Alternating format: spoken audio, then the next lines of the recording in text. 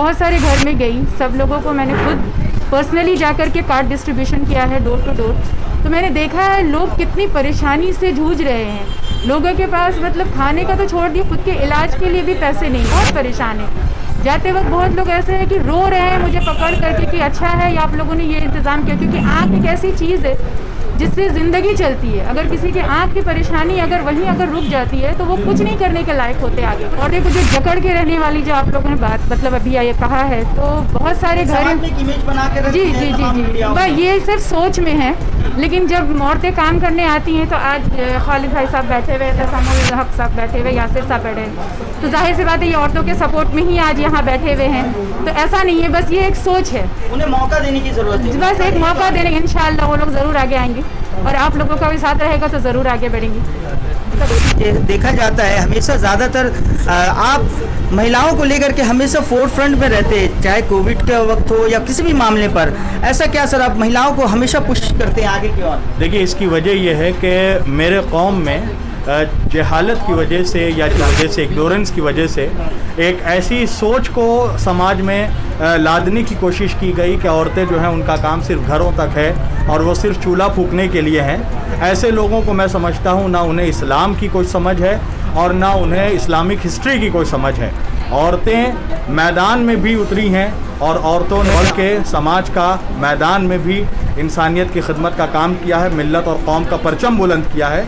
लिहाजा मुसलमान औरतों को बिलखुसूस जो एक कंजर्वेटिव ख़यालात के तहत घरों में कैद कर दिया गया है, ज़रूरत यह है कि आज हमारी औरतें घर से बाहर निकल कर भी समाज की खिदमत के लिए और कौम की तरक्की के लिए काम करें।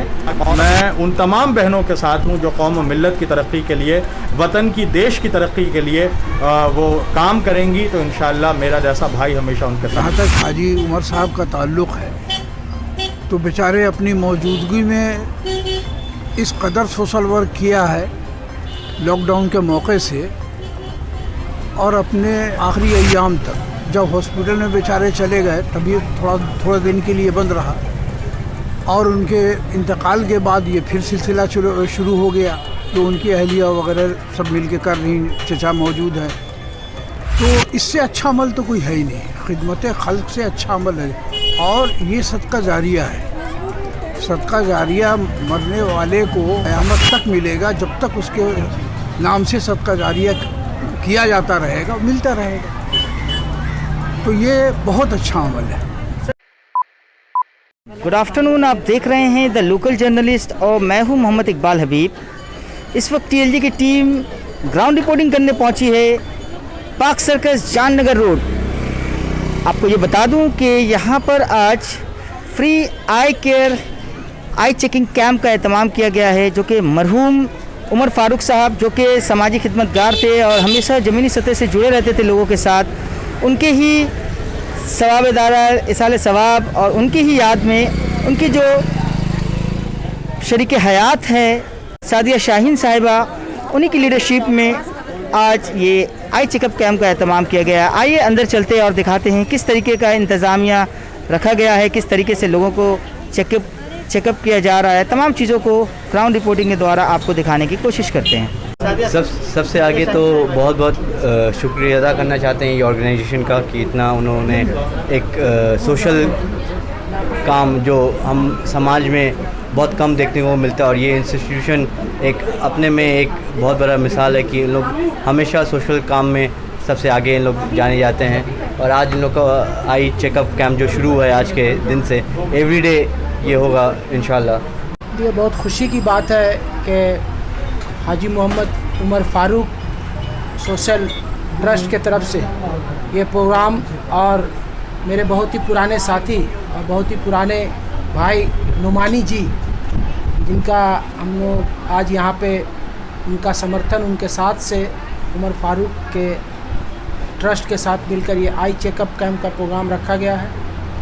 हमने उससे पहले भी, मैं समझता हूँ कि चंद दिन पहले यहाँ पे आए थे, रेडी फूड्स का डिस्ट्रीब्यूशन हुआ, गरीबों के अंदर में तकसीम की गई।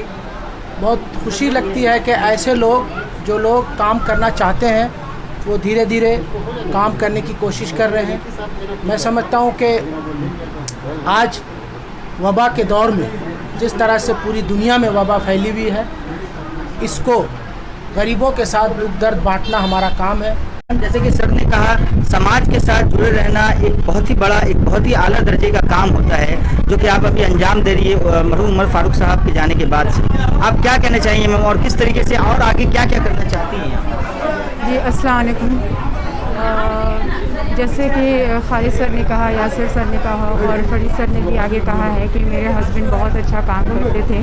उन्होंने समाज की खिदमत के लिए बहुत सारी कामें आगे की हैं, जिसके मैं गिनती कराऊँ तो बहुत कम है। आप यहाँ किसी भी 60 वार्ड के बाहर अगर किसी से भी ये बात पूछने जाएंगे तो सब लोग उनके नाम से सिर्फ इसीलिए वाकिफ़ है कि उन्होंने समाज की खिदमत के लिए हमेशा अपने आप को आगे रखा। कभी किसी को ना नहीं कहा, कभी किसी के बारे में ये नहीं सोचा है कि ये मेरा ये काम छोटा है या मेरा ये काम बड़ा है। इस बारे में कभी उन्होंने सोचा नहीं और हमेशा एक जज्बे से वो काम को अंजाम देते गए। आज वो हयात से नहीं है, तो उनके बाद जो काम जो रुकने का जो हम लोगों के जहन में ये खौफ था और लोगों की जो परेशानी थी, ये देख करके आज मैं सामने इसी के लिए आई हूँ कि ये काम रुकना नहीं चाहिए और ये कंटिन्यू रहना चाहिए हमेशा। तो इस कारण हम लोगों ने वो खाना का डिस्ट्रीब्यूशन जो था उसको भी मैंने आगे कंटिन्यू रखा। आज ये आई कैंप लगाया है, जो गरीबों की जो परेशानी है, मैं बहुत सारे घर में गई, सब लोगों को मैंने खुद पर्सनली जा कर के कार्ड डिस्ट्रीब्यूशन किया है डोर टू डोर। तो मैंने देखा है लोग कितनी परेशानी से जूझ रहे हैं।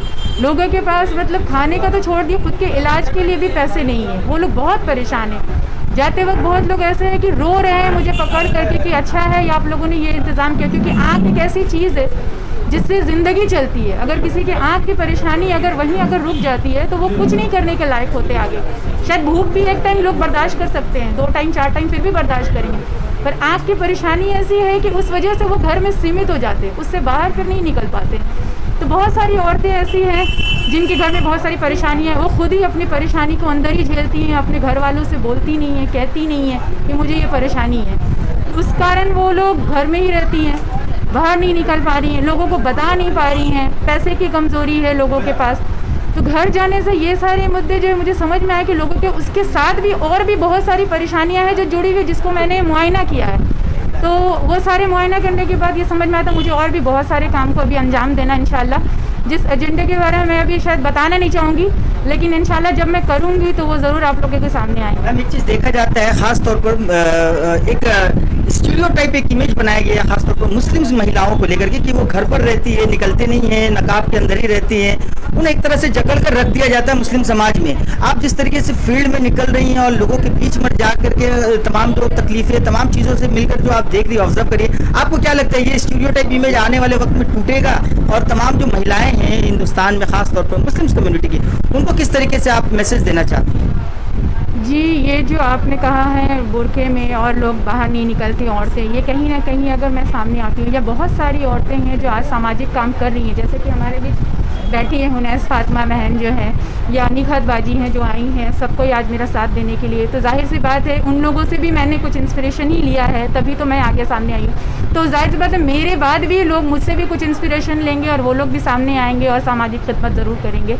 तो कहने का मसला ये है कि औरतें को जो जकड़ के रहने वाली जो आप लोगों ने बात मतलब अभी ये कहा है, तो बहुत सारे घर इमेज बना के जी जी जी जी बस ये सिर्फ सोच में है, लेकिन जब औरतें काम करने आती हैं तो आज खालिद भाई साहब बैठे हुए, एहतसामुल हक साहब बैठे हुए, यासिर साहब बैठे हैं, तो जाहिर सी बात है ये औरतों के सपोर्ट में ही आज यहाँ बैठे हुए हैं। तो ऐसा नहीं है, बस ये एक सोच है, उन्हें मौका देने की ज़रूरत है, बस एक मौका देने, इंशाअल्लाह वो लोग ज़रूर आगे आएंगे और आप लोगों का भी साथ रहेगा तो ज़रूर आगे बढ़ेंगे। जी, आप क्या कहना चाहेंगे शफीक साहब?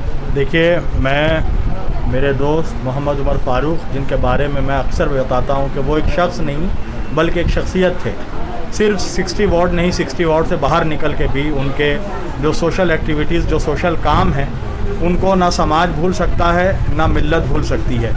आज उसी परचम को उनकी अहलिया सादिया शाहीन भाभी ने उठा रखा है और यहाँ पर हम सब उनके इस काविश और इस कोशिश में हम सब कामयाबी के लिए हम लोग यहाँ पर आज जितने सोशल वर्कर हैं यहाँ आए हुए हैं, पॉलिटिकल हजरात आए हुए हैं, यासिर हैदर साहब जैसी शख्सियत, खालिद इबादुल्लाह साहब है, एहतशाम साहब है, फरीद ख़ान साहब हैं, ये सब अपने आप में मैं समझता हूँ मगरबी बंगाल के समाजी और सियासत के एक सितारे हैं, ताबनाक सितारे हैं। और वो सब जब इनके हिमायत में यहाँ पर आए हैं तो इंशाअल्लाह ये रोशनी तो ज़रूर चमकेगी। अभी साहब एक चीज़ देखा जाता है, हमेशा ज़्यादातर आप महिलाओं को लेकर के हमेशा फोर फ्रंट में रहते हैं, चाहे कोविड का वक्त हो या किसी भी मामले पर।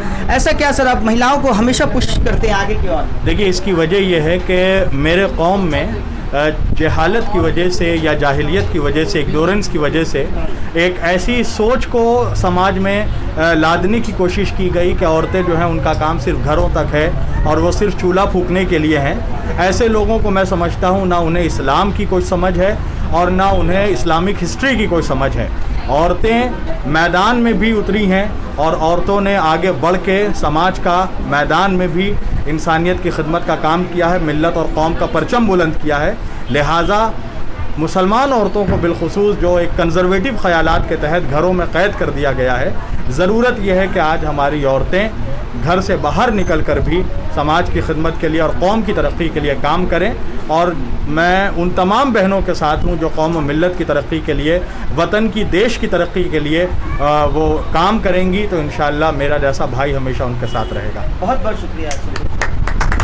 शाम भाई, आप क्या कहना चाहेंगे? देखिए, खिदमत से खुदा मिलता है और नमाज से जन्नत। और ये खिदमत जो कर रही है, ये हमारे दोस्त हमारे बीच में नहीं है, हाजी उमर फारूक साहब, उनकी अहलिया जो कर रही है, ये बहुत बड़ा काम है। देखिए, आँखों का फ्री ट्रीटमेंट, देखिए सबसे बड़ी बात है कि आँख अनमोल तोहफ़ा है, इसलिए ये जो काम कर रही है ये बहुत ही अच्छा काम है। और हम समझते हैं इस तरह के काम करने से हम लोग इनके साथ में हैं और हम लोगों की दुआ जब भी जो भी ज़रूरत होगी, जैसे कि हमारे अभी खालिद भाई ने कहा, हमारे यासिर भाई ने कहा, हमारे शब्बीर साहब ने कहा, फरीद भाई ने कहा, हम लोग इनके साथ में हैं और हमारी दुआ इनके साथ में रहेगी। बहुत ही अच्छा, बहुत ही नेक सोच है बहन सादिया शाहीन की, जो अपने हस्बैंड की याद में हाजी उमर फारूक मेमोरियल सोसाइटी की जानिब से उन्होंने ज़रूरतमंदों की आँख का चेकअप, माइक्रो सर्जरी और फ्री में चश्मा देने का जो प्रोग्राम अपने आप लिया है। और हर हफ्ते एक बार ये कैंप यहाँ पर बैठेगा और जिस तरह से रोज़ाना वो गरीब और ज़रूरतमंदों को खाना खिला रही हैं, ये बहुत अच्छी और नेक सोच है। मैं उनको इस चीज़ की बहुत बहुत मुबारकबाद देता हूँ। देखिए, जहाँ तक हाजी उमर साहब का ताल्लुक़ है, तो बेचारे अपनी मौजूदगी में इस कदर सोशल वर्क किया है लॉकडाउन के मौके से, और अपने आखिरी अय्याम तक, जब हॉस्पिटल में बेचारे चले गए तभी थोड़ा दिन के लिए बंद रहा, और उनके इंतकाल के बाद ये फिर सिलसिला शुरू हो गया। तो उनकी अहलिया वगैरह सब मिल के कर रही, चचा मौजूद है। तो इससे अच्छा अमल तो कोई है ही नहीं, खिदमत खल्क से अच्छा अमल है।